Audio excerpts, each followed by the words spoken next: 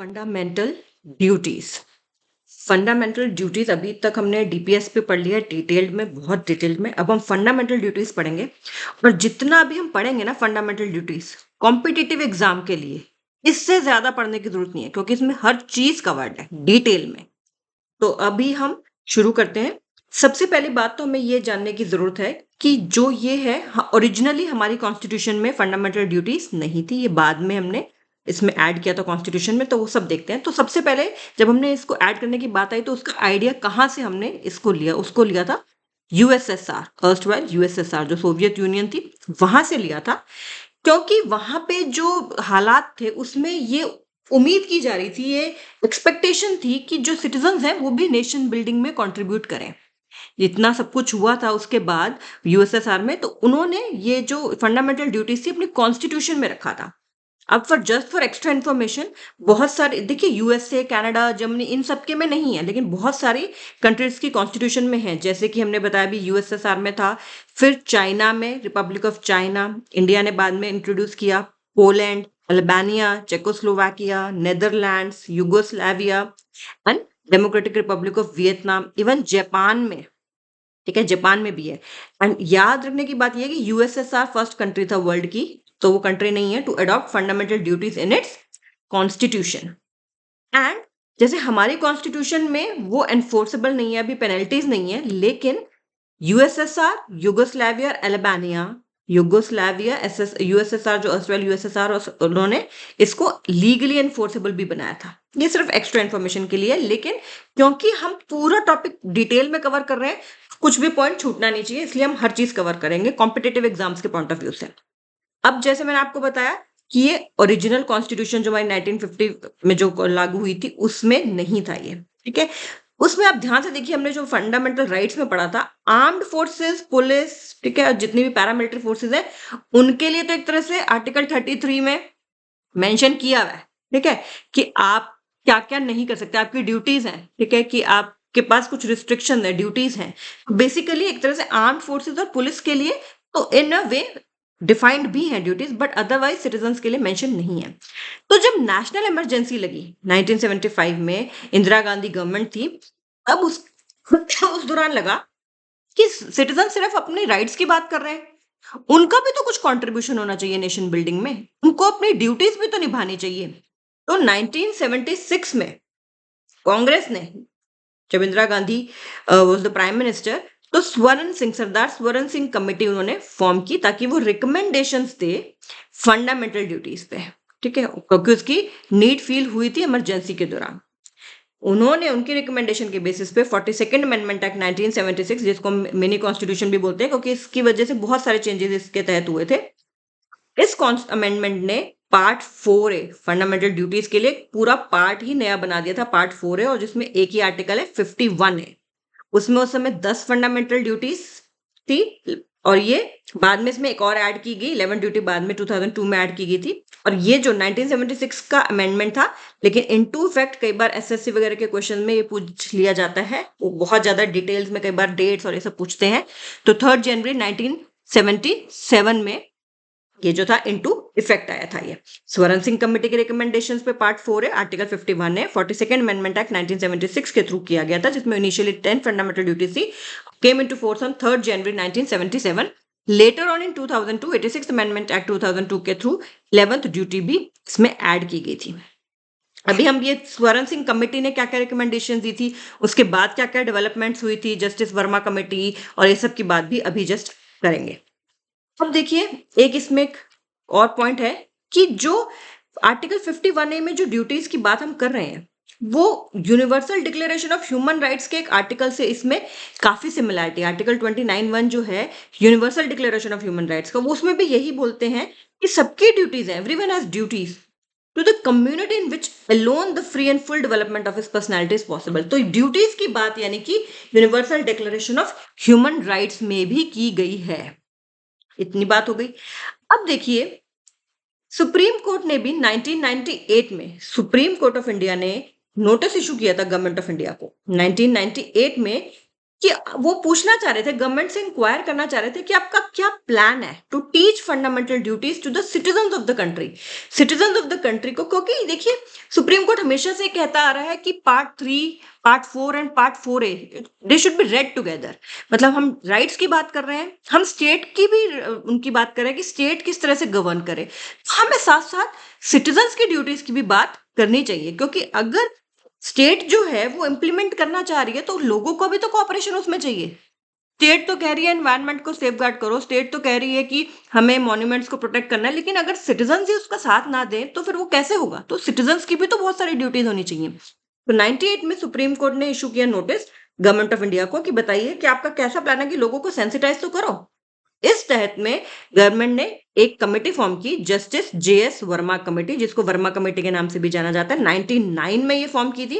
और उसको क्या कहा, उसको बोला कि एग्जामिन करो ऑपरेशनल एस्पेक्ट्स फंडामेंटल ड्यूटीज के और रिकमेंड करो स्टेप्स जिससे कि लोगों को एजुकेट किया जा सके, टीच किया जा सके कि वो समझे कि फंडामेंटल ड्यूटीज को ओबे करना है। तो इंपॉर्टेंट पॉइंट इसमें क्या है कि justice JS Verma committee form की गई थी, सुप्रीम कोर्ट के कहने पे की गई थी। सुप्रीम कोर्ट ने 98 में कहा था, 99 में ये कमेटी फॉर्म हो गई थी। अब इसके बाद एक और नेशनल कमीशन की भी बात करेंगे। अब पहले हम जो स्वर्ण सिंह कमेटी जिसकी रिकमेंडेशन पे हमने ऐड किया, उस स्वर्ण सिंह कमेटी की देखते हैं। स्वर्ण सिंह कमेटी ने 8 आइटम्स सजेस्ट किए थे। स्वर्ण सिंह कमेटी ने 8 आइटम सजेस्ट किए थे। उसमें इन्होंने कुछ उनकी बातें मान ली गई थी, कुछ इनकी बातें नहीं मानी गई थी। तो देख लेते हैं क्या क्या उन्होंने कहा था। एक तो वही कि कॉन्स्टिट्यूशन और लॉज को अबाइड करना है। ये आपने सबको पता है फंडामेंटल ड्यूटीज के, आप सबने अपनी एनसीईआरटी की बुक्स और वैसे भी पढ़ रखा है। हम एक्स्ट्रा इन्फॉर्मेशन पहले ज्यादा वो कर रहे हैं ताकि हम फंडामेंटल ड्यूटीज तो लर्न हो ही जाएंगी। पहले स्वर्ण सिंह कमेटी ने वही कहा कि कॉन्स्टिट्यूशन को अबाइड करो, रेस्पेक्ट करो, लॉस को करो, सोवराइनिटी, यूनिटी, इंटीग्रिटी को हमें अपहोल्ड करना है, सस्टेन करना है। डेमोक्रेटिक इंस्टीट्यूशंस की रिस्पेक्ट करो जो कॉन्स्टिट्यूशन में मेंशन है। डिफेंड करो कंट्री को, नेशनल सर्विस रेंडर करो including military service. Abjure communalism, render assistance करो। इम्प्लीमेंटेशन ऑफ DPSP में देखिए ये भी उन्होंने कहा ताकि कॉमन गुड प्रमोट हो सके। Abjure violence, protect and safeguard public property. और उन्होंने कहा था pay taxes according to the law. ये बाद में हमने फंडामेंटल ड्यूटीज में इंक्लूड नहीं किया था। और इन्होंने पेनल्टीज की भी बात की थी। इन्होंने पेनल्टीज की भी बात की थी कि एनफोर्स करना पड़ेगा। फिर अभी हमने बात की, फिर ये तो आई स्वर्ण सिंह कमेटी। स्वर्ण सिंह कमेटी के रिकमेंडेशन के बेसिस पे जो हमने ड्यूटीज की हैं वो भी हम यहाँ पे पढ़ेंगे। उससे पहले, क्योंकि वो ड्यूटीज तो इजी हैं और एज ऑन डेट वही एग्जिस्ट करती हैं, उससे पहले हमने अभी बात कर ली स्वर्ण सिंह कमेटी ने क्या कहा था। ठीक है, वर्मा कमेटी ने क्या क्या कहा था। वर्मा कमेटी जो थी उन्होंने क्या कहा था, उन्होंने कहा कि जो फंडामेंटल ड्यूटीज हैं वो रेज कर देंगी standards of the citizen in public life. ठीक है, इंडिविजुअल ओबे करना चाहिए और हर इंडिविजुअल को ओबे और प्रमोट करना चाहिए ड्यूटीज को। फिर उन्होंने ज्यादातर बात पब्लिक ऑफिस होल्डर्स के लिए आगे की कि पब्लिक ऑफिस होल्डर्स को अवॉइड करनी चाहिए सेल्फिशनेस या नेपोटिज्म। इंटेग्रिटी उनका पार्ट होना चाहिए। पब्लिक ऑफिस के जो होल्डर्स है वो अकाउंटेबल होने चाहिए अपने डिसीजंस के लिए। एंड जो है इसी तरह से ओपन होने चाहिए as far as possible. Honesty होनी चाहिए वाइल इन ऑफिस। और लीडरशिप की भी बात उन्होंने की। वर्मा कमेटी ने मोटा मोटा ये बोला था। अब देखिए वर्मा कमेटी ने ये बोला, वर्मा कमेटी ने ये भी बोला कि हमारे पास कुछ एग्जिस्टिंग लॉज हैं, हमारे पास कुछ एग्जिस्टिंग लॉज हैं जिनकी वजह से हम ड्यूटीज को प्रॉपर इंप्लीमेंटेशन कर पा रहे हैं। जैसे representation of people act, wild life protection act है। ठीक है, हमने उसमें एनिमल्स को प्रोटेक्शन मिल रही है, फॉरेस्ट को प्रोटेक्शन मिल रही है, पनिशेबल भी है कुछ चीजें। Unlawful activities protection act, civil rights, किसी को साथ इनजस्टिस नहीं होगा। फिर prevention of insults to national honour act, national flag और इन सब की बात इसमें की गई है। Forest conservation act. ठीक है, तो बहुत सारे ऐसे एक्ट्स ऑलरेडी एग्जिस्ट कर रहे हैं। वर्मा कमेटी ने आइडेंटिफाई किया और बताया कि ऐसे बहुत सारे एग्जिस्ट कर रहे हैं हमारे पास एक्ट जिसके तहत हम फंडामेंटल ड्यूटीज को एनफोर्स कर सकते हैं और कर पा रहे हैं। फिर देखिए आगे क्या हुआ। फिर 2000 में नेशनल कमीशन बना to review the working of the constitution. Government के रेजोल्यूशन, ये भी सुप्रीम कोर्ट के कहने पे बना था, 2000 में बना था और उसने 2002 में अपनी रिपोर्ट दी थी। ये सब अटल बिहारी वाजपेयी थे तब हो रहा था। ये स्वर्ण सिंह कमेटी इंदिरा गांधी गवर्नमेंट कांग्रेस के टाइम पे थी। और ये जो हो रहा था जस्टिस वर्मा कमेटी और ये जो national commission to review the working of the constitution, वो सब अटल बिहारी वाजपेयी जी के समय हो रहा था। 2000 में फॉर्म किया था, गवर्नमेंट रेजोल्यूशन से 2002 में रिपोर्ट दी थी। उनको ये बोला गया था कि पिछले 50 साल का एक्सपीरियंस देखिए और रिकमेंड करिए चेंजेस। ठीक है, जो कि हम कॉन्स्टिट्यूशन के प्रोविजन में कर सकते हैं without interfering with its basic structures. ठीक है, और इन्होंने बहुत बड़ी रिपोर्ट दी थी, बहुत बड़ी इनकी रिपोर्ट थी, लेकिन उसमें हम वही बात करेंगे जहां पे उन्होंने फंडामेंटल ड्यूटीज की बात की है। इस कमीशन के चेयरपर्सन थे जस्टिस एम एन वेंकटाचलैया जी। इन्होंने इसको चेयरमैन इसके यही थे। उनके कुछ जो रिकमेंडेशन है वो हम बता देते हैं जो इंपॉर्टेंट है। उन्होंने सबसे पहले तो बोला कि ये यूनियन और स्टेट गवर्नमेंट्स जो है सेंसिटाइज करे लोगों को, अवेयरनेस तो करे फंडामेंटल ड्यूटीज की, क्योंकि लोगों को पता ही नहीं है। फिर उन्होंने बोला कि जो राइट है हमारे, right to freedom of religion और बाकी, उनको भी अच्छे से गार्ड करो, माइनॉरिटीज के भी जो राइट्स है उनको भी गार्ड करो। फिर लोगों को सेंसिटाइज करो कि उनकी ड्यूटी है कि वो वोट करें इलेक्शन में, टैक्सेस पे करें, एक्टिवली पार्टिसिपेट करें डेमोक्रेटिक प्रोसेस ऑफ गवर्नेंस में। और एक इंपॉर्टेंट उन्होंने क्या बोला कि जस्टिस वर्मा की जो कमेटी की जो रिकमेंडेशन थी उनको भी तो इंप्लीमेंट करो एट द अर्लीस्ट। फिर उन्होंने कहा इंडस्ट्रियल ऑर्गेनाइजेशन जो है वो एम्प्लॉयज के जो बच्चे हैं उनको एजुकेट करें। Union and state government sensitize करें लोगों को, जनरल अवेयरनेस क्रिएट करें फंडामेंटल ड्यूटीज की among the citizens, right to freedom of religion and other freedoms they should be guarded, minorities के भी जो राइट्स हैं उनको भी गार्ड किया जाना चाहिए। लोगों को सेंसिटाइज करो कि उनको इलेक्शन में वोट करना चाहिए, टैक्सेस पे करने चाहिए, तभी तो हमारा कंट्री कुछ प्रोग्रेस कर पाएगा। हम टैक्सेस पे कर, एक्टिवली पार्टिसिपेट करेंगे citizen democratic process of governance में। और उन्होंने एक इंपॉर्टेंट बात बोली कि जस्टिस वर्मा कमेटी की रिकमेंडेशंस को भी इंप्लीमेंट किया जाए, और साथ साथ कि इंडस्ट्रियल ऑर्गेनाइजेशंस प्रोवाइड करें education to children of their employees. Supreme court ने देखिए, फिर सुप्रीम कोर्ट ने, ये 2002 में हुआ, सुप्रीम कोर्ट ने फिर 2003 में बोला कि इनको इंप्लीमेंट करो ना, इन दोनों को, इनकी जो रिकमेंडेशन है इनको इंप्लीमेंट क्यों नहीं कर रहे। तो इसके बेसिस पे काफी सारी चीजें हुई थी। अभी एक दुर्गा दत्त जी का केस भी था जिन्होंने बोला था कि फंडामेंटल ड्यूटीज को इन्फोर्सेबल करो, ये सब पीआईएल हुई थी। तो उसमें भी अभी हम कोर्ट केसेस डिस्कस करेंगे तो उसके बारे में आपको पता चलेगा। अब हमने देखिए बात कर ली इसमें स्वर्ण सिंह कमेटी की भी, जस्टिस वर्मा कमेटी की भी, और जो नेशनल कमीशन था वर्किंग ऑफ कॉन्स्टिट्यूशन पे उसकी भी। तो तीनों चीजों की हमने बात कर ली। इसमें हमने universal declaration of human rights की भी बात कर ली। हमारा आर्टिकल कहता क्या है 51A, जो कि 42nd अमेंडमेंट एक्ट से इंट्रोड्यूस किया हमने। देखिए अब देख लेते हैं। It shall be the duty of every citizen of India, her citizen of India की कुछ ड्यूटी है। पहला, अबाइड करो bye the constitution, abide by the constitution, और रेस्पेक्ट करो उसके आइडियल्स, उसके institutions, national flag, national anthem. बहुत सिंपल है, कॉन्स्टिट्यूशन और देखिए उससे related ideals, institution, national flag, national anthem, उन सबकी रिस्पेक्ट करिए, चेरिश करिए और फॉलो करिए उन नोबल आइडियल्स को जो कि जिन्होंने कि हमारा नेशनल स्ट्रगल फॉर फ्रीडम को इंस्पायर किया। देखिए नोबल आइडियल्स क्या है, नोबल आइडियल्स बड़े वेग से हैं ये, ठीक है, लेकिन ये कहा गया। फिर uphold and protect the sovereignty, unity and integrity of India, ये तो हम चाहते ही हैं क्योंकि कोई भी देश टूटना नहीं चाहता। फिर डिफेंड करें कंट्री को और रेंडर करें national service when called upon two do so, अगर जरूरत पड़े आपको नेशनल सर्विस जो सिटीजन है उनको देनी चाहिए। हार्मनी प्रमोट करें, spirit of common brotherhood promote करें, सभी लोगों में ट्रांसेंड करते हुए किसी भी तरह की जो उनके डाइवर्सिटीज है उनको ट्रांसलेट करते हुए, चाहे वो डाइवर्सिटी रिलीजियस है, चाहे लिंग्विस्टिक है, चाहे रीजनल है, चाहे सेक्शनल है। और डिग्निटी ऑफ वुमेन को तरफ जो भी मतलब डेरोगेटरी प्रैक्टिसेस है उनको उनको छोड़ दें, उनको रिनाउंस कर दें। फिर वैल्यू करें, प्रिजर्व करें rich heritage of our composite culture. देखिए सुप्रीम कोर्ट ने कंपोजिट कल्चर में एक बात कही थी कि हमारा जो कल्चर है ना उसका जो फाउंडेशन है ना वो संस्कृत लैंग्वेज और लिटरेचर ही है, संस्कृत का लैंग्वेज एंड लिटरेचर, ये सुप्रीम कोर्ट ने बात की है। क्योंकि कहते हैं हमने सारे के सारे जो बाद में आए यहाँ पे, जब हमारी हिस्ट्री आपको पता है बहुत बड़ी है, तो हमने सब रिलीजन्स की जो थी पॉइंट हमने उनको एसिमुलेट कर लिया, ठीक है, टॉलरेंट थे हम सारे रिलीजन्स की तरफ, लेकिन जो फाउंडेशन है वो संस्कृत लैंग्वेज एंड लिटरेचर ही है, ये सुप्रीम कोर्ट ने बात की है। फिर उन्होंने बात कहा, अगला पॉइंट क्या है जी में, कि प्रोटेक्ट करें, इंप्रूव करें नेचुरल एनवायरनमेंट को, जिसमें forest, natural environment including forest, lakes, rivers and wild life, और सभी लिविंग क्रीचर्स के लिए कंपैशन भी होना चाहिए। Develop the scientific temper, humanism and spirit of inquiry and reform. फिर पब्लिक प्रॉपर्टी सेफगार्ड करें और एब्जॉर वायलेंस, स्ट्राइव करें towards excellence in all spheres of individual and collective activity, ताकि नेशन जो है वो राइज करे। अगर लोग खुद एज एन इंडिविजुअल और एज अ ग्रुप अगर जब ग्रो करेंगे तभी तो नेशन ग्रो करेगा, अचीवमेंट होगी। एंड एक जो लास्ट में ये 86 अमेंडमेंट एक्ट से जो ऐड किया था कॉन्स्टिट्यूशनल अमेंडमेंट एक्ट 2002 से, वो था कि जो भी एक पेरेंट या गार्जियन है उसको अपॉर्चुनिटीज प्रोवाइड करनी है एजुकेशन के अपने बच्चे को, या अगर गार्जियन है तो वार्ड को, जो कि between the age of 6 and 14 years है। 21A के साथ इसको रीड करेंगे तो आपको आइडिया लग जाएगा।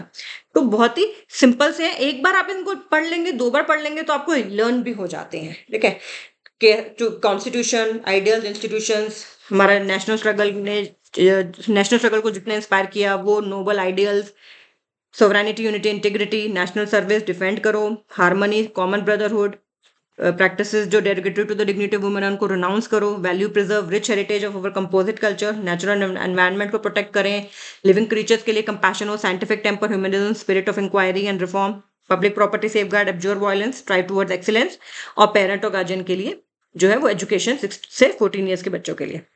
देखिए नेचर क्या है इनका।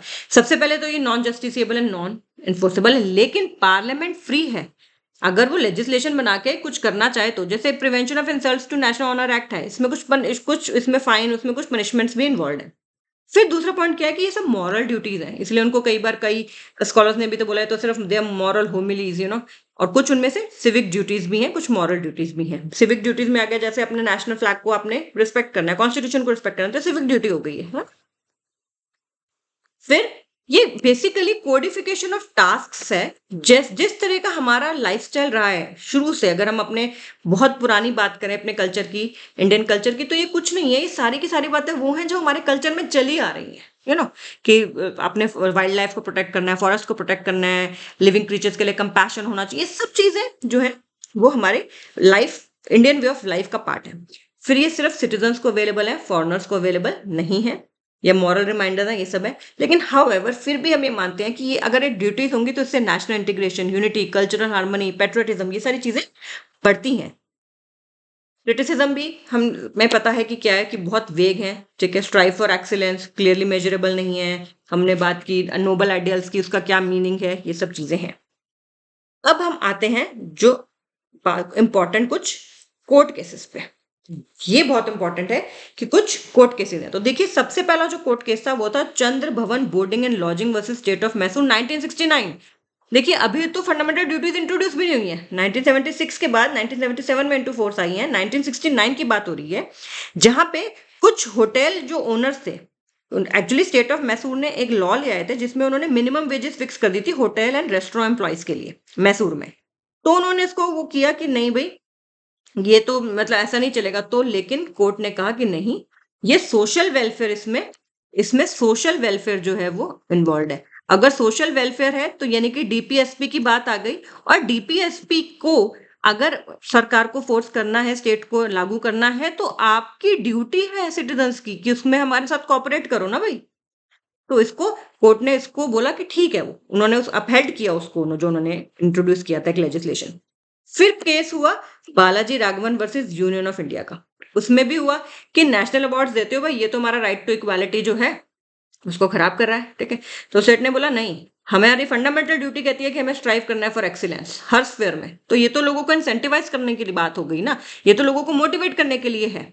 तो ये भी गलत नहीं है, नेशनल अवार्ड जो है राइट टू इक्वालिटी को नहीं इन्फ्रिंज करते। तो मतलब आप देखिए कि कैसे सुप्रीम कोर्ट सारे पार्ट्स को, पार्ट 3, पार्ट 4A को इकट्ठे रीड कर रहा है।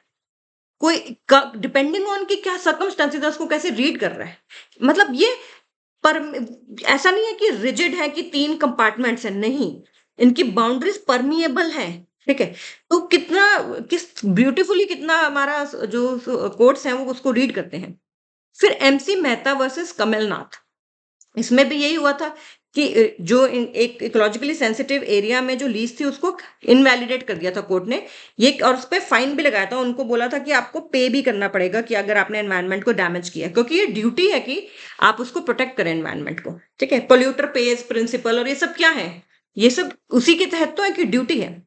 फिर एक केस था Javed versus state of Haryana का। इसमें भी क्या हुआ था, इसमें क्या था कि हरियाणा गवर्नमेंट ने कुछ एक निकाला था कि कुछ पोस्ट के लिए पंचायत में जिनके 2 से ज्यादा बच्चे हैं वो जो है वो नहीं कर सकते, उसमें मतलब इलेक्शन में नहीं खड़े हो सकते। तो उसमें फिर उन्होंने बोला नहीं, ये तो आर्बिट्री है, तो हमारा वो being being belonging to Muslim community, उन्होंने बोला ये तो हमारा राइट टू रिलीजियस फ्रीडम को वॉलेट कर रहा है। ठीक है, तो उन्होंने बोला नहीं, फैमिली प्लानिंग भी जो है का जो हरियाणा ने एक स्पेशली फैमिली प्लानिंग प्रोग्राम निकाला था, तो उसकी अवेयरनेस इंप्रूव करनी है।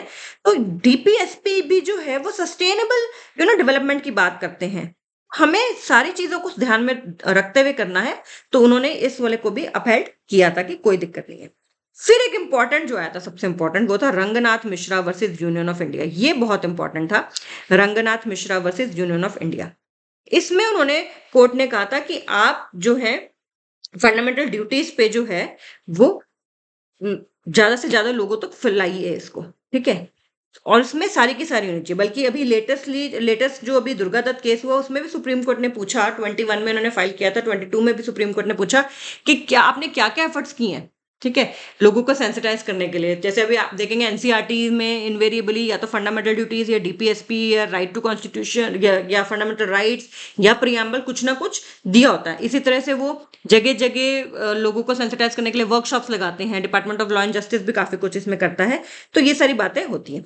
फिर एक केस था रामलीला मैदान, जो था रामलीला मैदान में जो रामदेव थे, उन्होंने योगा करने के लिए कैंप के लिए परमिशन ली थी, लेकिन बाद में वहां पे एंटी करप्शन रैली की गई, तो दिल्ली पुलिस ने अपनी जो परमिशन उनको दी थी वो उसको रिवोक कर लिया, और रात में ही रातों रात लोगों को वहां से एविक्ट कराया गया।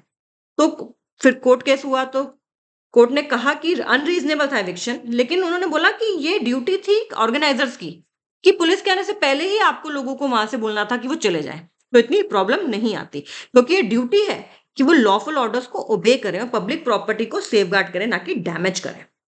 तो ये कुछ इंपॉर्टेंट केसेस थे। इसमें रंगनाथ मिश्रा वाला केस जो है वो काफी इंपॉर्टेंट है। इसमें कोर्ट ने कहा था कि आप इसको इम्प्लीमेंट करिए, जितनी भी हमारी वर्मा कमेटी की हैं, जैसे वोट इन इलेक्शन और ये सब के बारे में भी आप उनको सेंसिटाइज करिए लोगों को। और क्या किया गया है जस्टिस वर्मा और नेशनल कमीशन जो वर्किंग ऑफ द कॉन्स्टिट्यूशन पे, तो उसके बहुत बड़ी रिपोर्ट है national commission on working of the constitution पे, बट हमने अभी सिर्फ उसका वही पार्ट डिस्कस किया जो कि फंडामेंटल ड्यूटी से रिलेटेड था। अब हम बात करते हैं कुछ क्वेश्चंस की, जो कि UPSC civil services. To uphold and protect the sovereignty, unity and integrity of India is a provision made in what, preamble में है कि डीपीएसपी में कि फंडामेंटल राइट्स में कि फंडामेंटल ड्यूटीज में। अभी हमने देखा था ये फंडामेंटल ड्यूटीज में है। Which of the following is और are among the fundamental duties of the citizens, इनमें से कौन से फंडामेंटल ड्यूटीज हैं? To preserve the rich heritage of our composite culture, ये तो है, अभी हमने देखा था। To protect the weaker section from social injustice, देखिए ये फंडामेंटल राइट में था। To develop the scientific temper and spirit of inquiry, ये भी था। To strive towards excellence in all spheres of individual and collectivity activity, ये भी था। तो इसमें यानी कि 1, 3 एंड 4 हो गए। ये जो था ये नहीं है, क्योंकि ये फंडामेंटल राइट्स में इसकी बात की गई थी। फिर उन्होंने बोला under the constitution of India which of the following is not a fundamental duty. To vote in public election हमें पता है फंडामेंटल ड्यूटी, जो अभी एज ऑन डेट आर्टिकल 51 है, इसमें ये वाली चीज नहीं है, तो इसका आंसर यही होगा, क्योंकि साइंटिफिक टेम्पर वाली भी है ड्यूटी, पब्लिक प्रॉपर्टी सेफगार्ड करने वाली भी है, to abide by the constitution respected ideals, ये भी एक फंडामेंटल ड्यूटी है। तो vote in public election as on date एक फंडामेंटल ड्यूटी नहीं है। फिर एक क्वेश्चन है, in the context of India which one of the following is the correct relationship between rights and duties. देखिए अंडरस्टैंडिंग अब आपकी देखेंगे, वो कहते हैं rights are correlative with duties, right जो है ड्यूटी से रिलेटेड है। फिर कहते हैं राइट्स तो पर्सनल है, इसलिए इंडिपेंडेंट है सोसाइटी और ड्यूटीज के। ये तो हो ही नहीं सकता, राइट्स पर्सनल है, इंडिपेंडेंट कैसे हो सकता है सोसाइटी और ड्यूटीज के? राइट्स ड्यूटीज सब एक दूसरे से मिले हुए हैं, डिपेंडेंट भी है सोसाइटी पे, तो ये बात तो सच है ही नहीं। कहते हैं rights not duties are important for the advancement of the personality of the citizen.